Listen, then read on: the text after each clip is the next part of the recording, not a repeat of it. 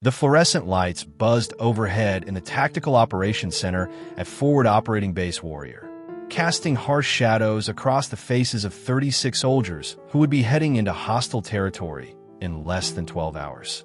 Staff Sergeant Maria Santos adjusted her ACU uniform and checked her watch. 0630 hours. She'd been up since 0300, finalizing route calculations and supply coordination for what command was calling Operation Nightfall. Major Jackson stood at the front of the room, his combat boots planted firmly on the concrete floor as he gestured toward the large digital map displayed on the wall. The operation was ambitious, a night raid on a Taliban stronghold in the Kunar province, designed to capture a high-value target who'd been coordinating attacks on coalition forces. The objective is here. Major Jackson pointed to a compound marked in red on the map. Intelligence suggests Ahmad al-Rashid is operating from this location. We'll have 3 squads, Alpha, Bravo, and Charlie, conducting a coordinated assault. Maria sat in the back row, her laptop open, cross-referencing the planned route with her detailed topographical analysis. Something didn't look right. The Major's proposed ingress route took the convoys through a narrow valley that her geological surveys had flagged as potentially unstable. Sergeant Santos, Major Jackson's voice cut through her concentration. You have the logistics brief? Maria stood, her 5'4" frame dwarfed by the room full of infantry soldiers. At 28, she'd spent 6 years in the Army, most of it behind a desk calculating fuel consumption, ammunition loads, and supply routes. The combat soldiers called her Maps, sometimes with respect, often with barely concealed condescension. Yes, sir. Each squad will carry a 48-hour supply load. Water resupply is scheduled at Checkpoint Delta, ammunition resupply at. Just the basics, Santos. We don't need a dissertation on pack weights. A few soldiers chuckled. Maria felt her cheeks burn, but she pressed on. Sir, I need to address the primary ingress route. The geological survey from last month indicates. Sergeant Santos, Major Jackson interrupted, his tone sharp. You're just logistics. Leave the tactical planning to the infantry. Stick to counting bullets and MREs. The room fell silent. Maria looked around at the faces of soldiers she'd worked with for 8 months.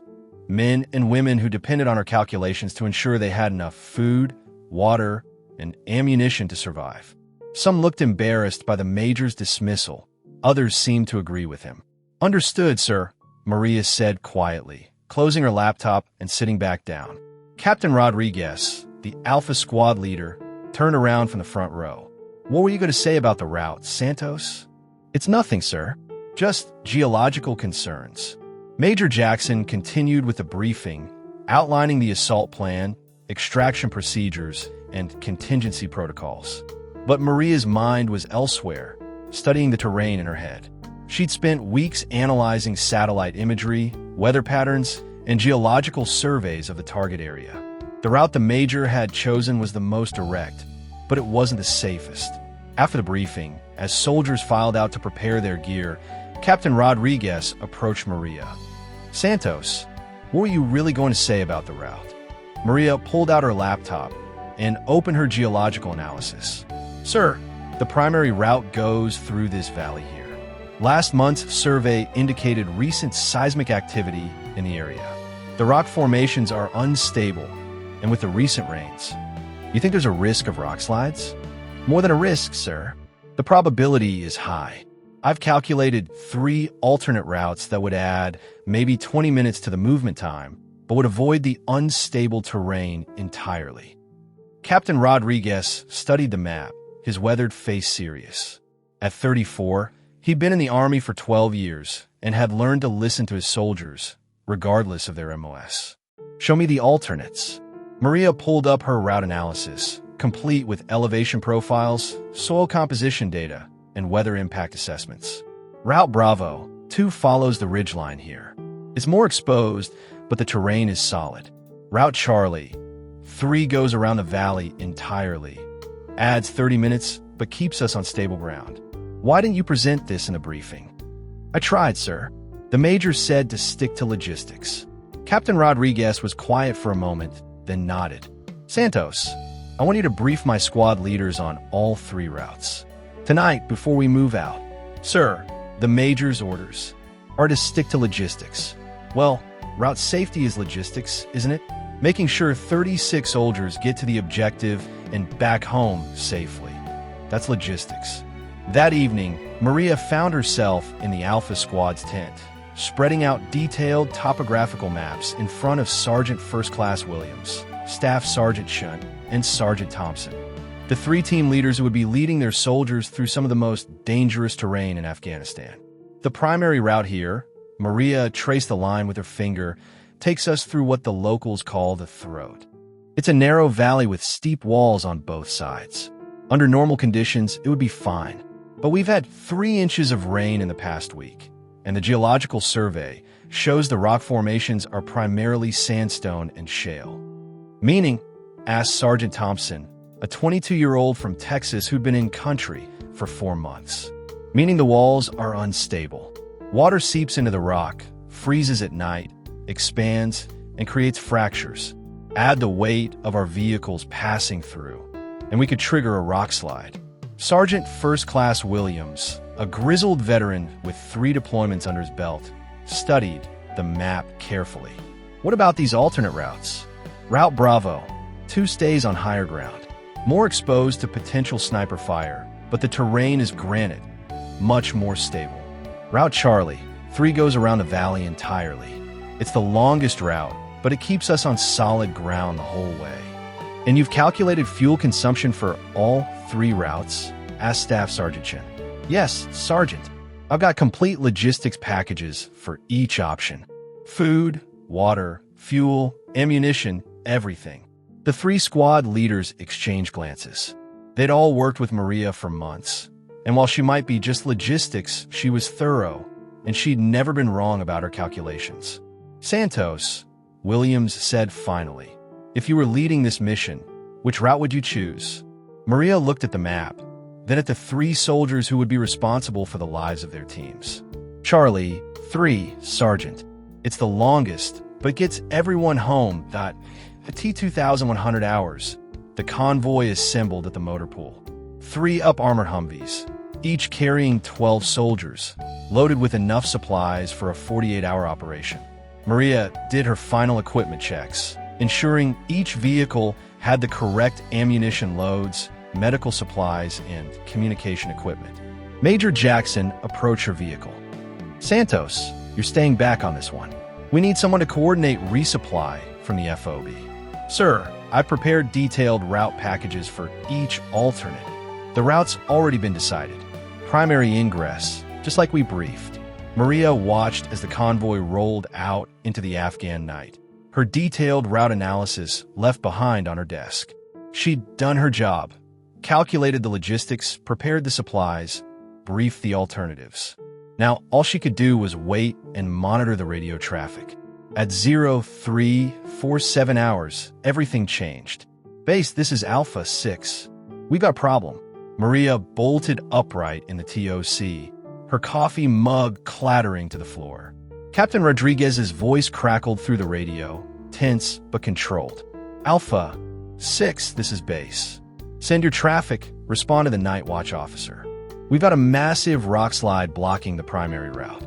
The entire valley is impassable. We're taking small arms fire from the ridgeline, and we can't move forward or back. Maria's heart sank. Her worst fears were being realized. The geological instability she'd warned about had triggered exactly what she'd predicted, a rock slide that had trapped the entire convoy in the kill zone. Alpha 6, what's your current position? We're approximately 2 clicks in the valley. Grid reference 41 SPR 1234 5678. We've got wounded and we're pinned down. Request immediate extraction. Major Jackson appeared at Maria's shoulder. Santos, pull up the area map. Now, Maria's fingers flew across her laptop keyboard, bringing up the detailed topographical display of the valley. The red icons showing the convoy's position were surrounded by steep terrain on both sides. Sir, they're trapped. The rock slide has sealed the valley behind them, and there's no way forward with the terrain ahead. What about close air support? Can we blast through the rock slide? Negative, sir. The volume of rock and debris would require multiple strikes, and with our people that close. Maria shook her head. They'd be caught in the blast. Major Jackson stared at the map, his face pale. What other options do we have? This was the moment Maria had been preparing for without realizing it. All those hours studying geological surveys, calculating alternate routes, analyzing terrain, it had all led to this moment. Sir, I need to get on the radio with Captain Rodriguez. Santos, this is a tactical situation. Sir, with respect, this is a logistics problem. I know every foot of that terrain, every possible route in and out. Let me help. Major Jackson looked at her for a long moment, then nodded. Do it. Maria picked up the radio handset. Alpha 6, this is base. Santos here. I need your exact position and current status. Santos. Captain Rodriguez's voice carried a note of surprise. We're at the coordinates I gave. Rockslide has us blocked in, taking intermittent fire from the North Ridge line. We've got 3 wounded, 2 critical. Copy, Alpha 6. I'm looking at your position now.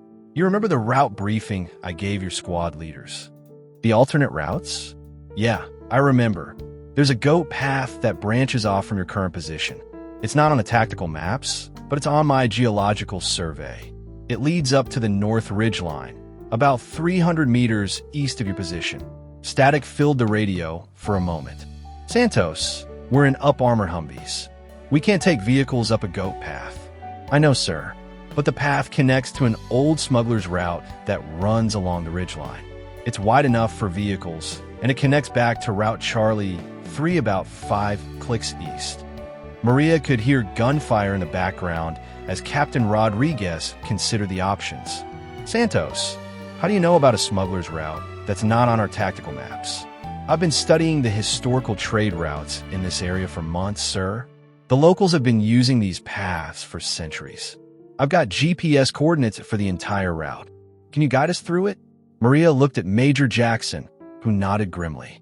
Alpha 6, I'm going to need you to dismount and move your people on foot to the goat path. Leave the vehicles. They're not making it out of that valley tonight. What about the wounded? The path is passable for litters. Once you reach the smuggler's route, it's a straight shot to the extraction point. Santos, if you're wrong about this, I'm not wrong, sir. I've walked every meter of this terrain in my head 100 times. For the next 4 hours, Maria became the eyes and ears of the stranded convoy. Using her detailed terrain analysis, she guided 36 soldiers through some of the most treacherous mountain terrain in Afghanistan. She called out elevation changes, warned of loose rock, and directed them around obstacles that couldn't be seen on standard military maps. Alpha 6. In 50 meters, you'll see a split in the path. Take the left fork. It's narrower but more stable. Copy, left fork. Santos, how did you know about the washout on the right side? Satellite imagery from last month's monsoon, sir. The drainage pattern showed potential erosion. At 0630 hours, as the sun began to rise over the Afghan mountains, Maria heard the words she'd been praying for. Base, this is Alpha 6. All personnel have reached the extraction point. We're at the LZ, ready for pickup. The TOC erupted in cheers. 36 soldiers, including 3 wounded, had made it through the night because a logistics specialist had done her homework. Major Jackson approached Maria's workstation. Santos, I owe you an apology, and those soldiers owe you their lives. Sir, I was just doing my job. No, you were doing a lot more than that. You were thinking like a soldier, not just a logistician. Captain Rodriguez's voice came through the radio one more time. Base, this is Alpha 6. Tell Santos that logistics just saved 36 lives tonight. We're never calling her just logistics again. 3 weeks later, Maria stood in the same briefing room where she'd been dismissed for trying to voice her concerns. This time, she was the one giving the briefing to a room full of officers from brigade headquarters. The key lesson from Operation Nightfall, she said, clicking to the next slide, is that logistics planning must be integrated with tactical planning from the very beginning. Terrain analysis, route selection, and supply coordination aren't separate functions. They're all part of the same mission. Colonel Mitchell, the brigade commander, raised his hand. Sergeant Santos, what would you say to junior officers who might think logistics is less important than combat operations? Maria smiled, remembering Major Jackson's word from that night 3 weeks ago. Sir, I'd tell them that there's no such thing as just logistics. Every MRE counted, every gallon of fuel calculated, every route planned. It's all part of bringing soldiers home safely. The enemy doesn't care if you're infantry or logistics. They just want to kill Americans. Our job is to make sure they don't succeed. The room was silent for a moment. Then Colonel Mitchell began to clap. Soon, the entire room was applauding. After the briefing, Maria walked back to her office, passing the memorial wall where photos of fallen soldiers reminded everyone of the cost of their mission. She paused at New Edition, a plaque that read, "In memory of the soldiers who didn't make it home, and in honor of those who make sure others do." Her laptop chimed with a new email. It was from Captain Rodriguez, who'd rotated back to the States the week before. Santos, thought you'd like to know. I'm recommending you for the Bronze Star. What you did that night went way beyond logistics.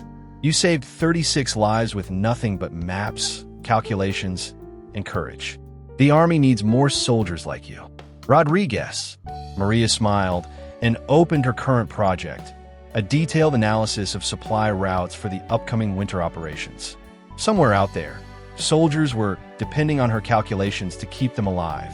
She pulled up the geological surveys, weather data, and terrain analysis. It was just logistics, after all.